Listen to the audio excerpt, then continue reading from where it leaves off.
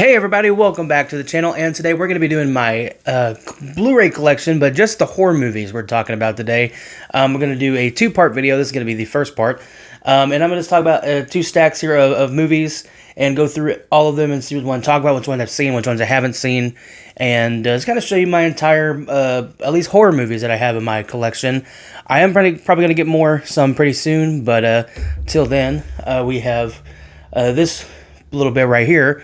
And so I'm going to split it up into two parts. This is going to be part one, and this is just to show you what I have, and maybe at the end of the year I will do a complete Blu-ray collection video with all my Blu-rays and everything that I got for this year and everything. So look forward to that. Hopefully that'll probably be in like December or so. It'll be like the big end of the year type video, you know. So yeah, so before we get into the video, remind you guys, please like, subscribe, hit the notification bell, follow me on all my socials, Instagram, follow me on X and things like that.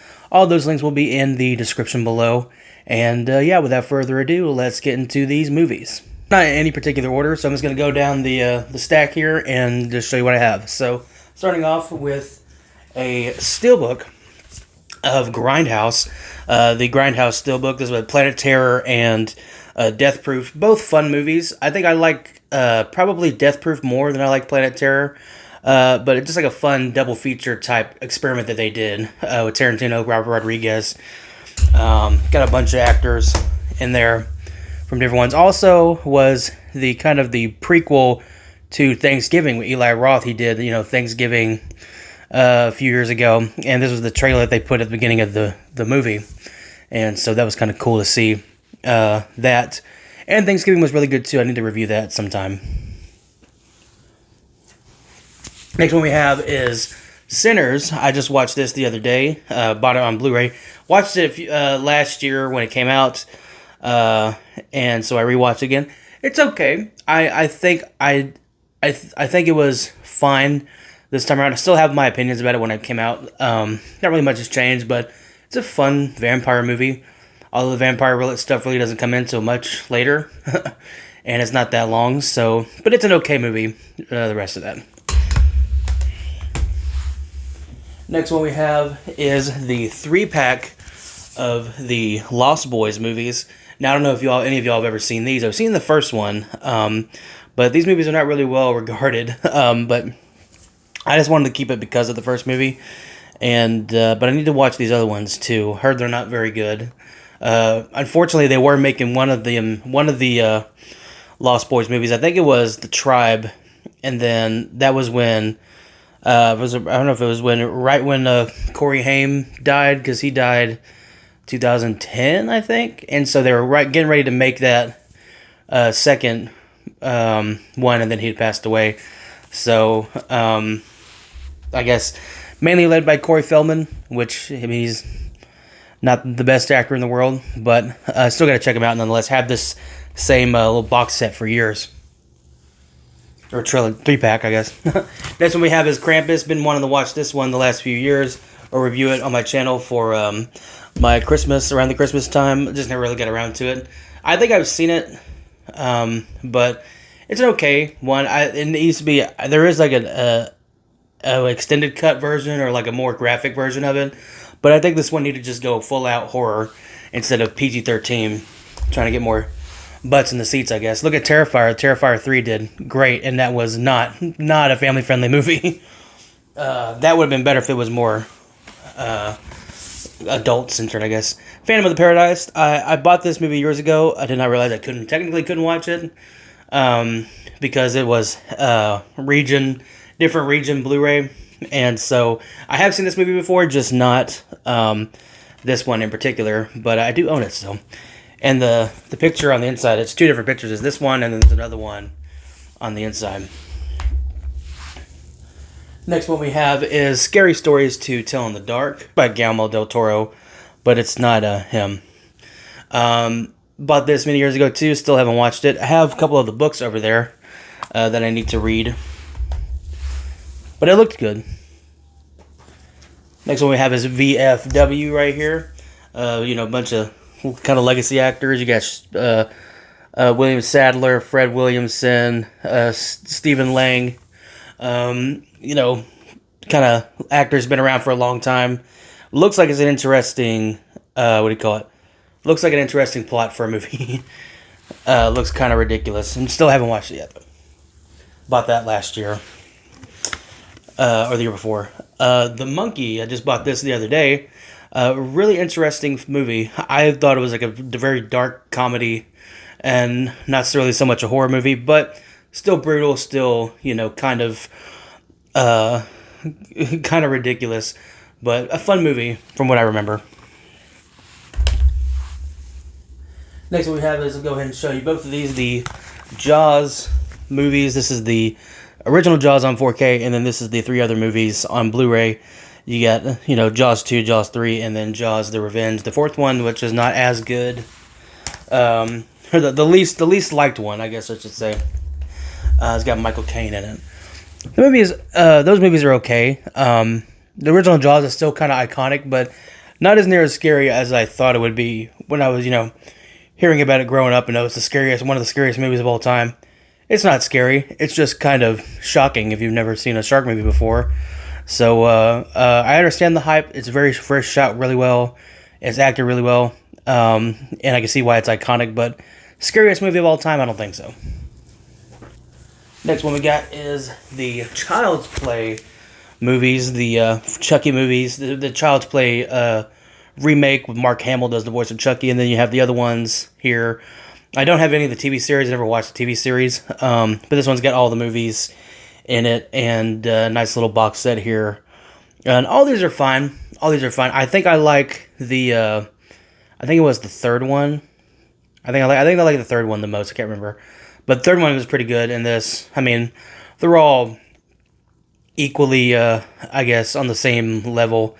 When it gets to Bride of Chucky, I think Bride of Chucky really finds its footing. Is like, it's not supposed to be so serious, ridiculous, or whatever. It's like, takes the concept of a killer doll movie, and it's like, this is a killer doll movie. This is going to be ridiculous and stupid. I didn't really like this one as much. I thought the look of the doll was weird, like it had weird mechanics and stuff like that. And I just thought the story was kind of lacking. It was leaning too much into the technology aspect and the like possession aspect. You know what I mean? And I just didn't like this one as well. I think what it should have been was like, it should have been its own thing, and then they should have reboot the Chucky movies as a Chucky movie. But yeah, this one was I guess a swing and a miss for the Child's Play franchise. And like I said, I haven't seen any of the TV show yet, so I don't know if that's good. If you guys know, if you've watched it, let me know in the comments below. But yeah, it was just kind of, like I said, a swing and a miss for the franchise. Next one we have is Sleepaway Camp, the only Sleepaway Camp that really matters, and the most iconic one. This movie was ahead of its time in a lot of ways. I don't know how it's regarded now with modern day sensibilities, but very much an interesting film. If you've never watched it, definitely recommend going into it as blind as possible. Like, you probably heard stuff about it, but go into it as blind as possible. I think is the best way of going about this movie. Very graphic summer camp. This, if they mix this, like the gore and the violence of this movie with like a Friday the 13th film, which is what they should do if they remake it or have a sequel coming up pretty soon. This is what they should do. Take a look into the or take notes from the Sleepaway Camp franchise, or at least this movie. Haven't watched any of the other ones. Heard they're not very good, or at least the last one they did, and then the one before that. So Sleepaway Camp 3 and 4 were not very well regarded. Invasion of the Body Snatchers. This is the 1976-78 remake. It's got Donald Sutherland, Jeff Goldblum, I'm pretty sure, is in it. It's got Leonard Nimoy is in it. Very interesting film. Slow burn. Kind of creepy. Not kind of creepy. It's very creepy. Next up we have is this is the miniseries steelbook. And this movie is, this series I thought was, like I say, in a way, scarier, more effective in its scares than the remakes. And the only thing about this movie was holding it back was just the budget and the fact that it was on TV. But I think if this was like sent as theaters and it was like a If this was in theaters and it had the bigger budget and was able to do all the stuff that it probably wanted to do, I think this movie would have been a lot more effective, but still look good nonetheless for what we got. And Tim Curry is iconic as, Pennywise. And then you have the 2017, 2019 sequel remakes. This, like I said, well acted, and the Bill Skarsgård does a good job. I think there's a lot of things that the studio, I don't know if it was studio meddling or what, but a lot of things that they changed, and it added stuff, and it just made it look weird. The effects, that's one of the things, like, that movie, it has, the TV series has, like, bad effects, but this one has some, like, really, really dodgy ones, the CGI and everything. And I don't know if they, fixed that in the TV show that they had or not, but this in particular was not. Are these movies like they're okay, but they could have been so much better if they had just taken their time and not try to get them out in a few years of each other. And this is, like, I think almost double the time of the actual miniseries. So all the extra time and the budget and everything, and we got what we got. It's okay, but it could have been better. Next one we have is The Hunt. I was thinking about reviewing this last year for a Halloween thing. I didn't get around to it, but this is basically the Hollywood elites. They find these people on the internet who are, accusing them of being, hunting poor people for sport, and then they actually do it. They prove their points. And ridiculous comedy films. Got a kind of a stacked cast that gets picked off really quick, but very interesting movie about maybe something that has happened in real life. We just don't know about it. Conspiracy people, do your thing. But kind of a fun film. And as ridiculous as it is, it probably has happened, will happen. And they kind of do that, I think, kind of, if I'm wrong, with Ready or Not. But not, I don't know. But an interesting concept. I would like to see a sequel to this. Next one and last one we have for this video is Vertigo. This is a Hitchcock film. Jimmy Stewart. Very kind of a weird film. Like I said, Alfred Hitchcock, iconic director, Psycho, North by Northwest, Rear Window, stuff like that. He's one of the the Masters of Suspense. I think that was his title, Masters of Suspense. And he definitely has earned that title. Very interesting film with Vertigo.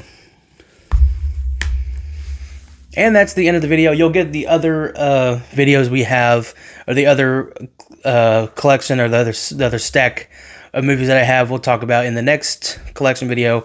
But until then, thank you guys for watching, and I'll see you in the next one. Bye.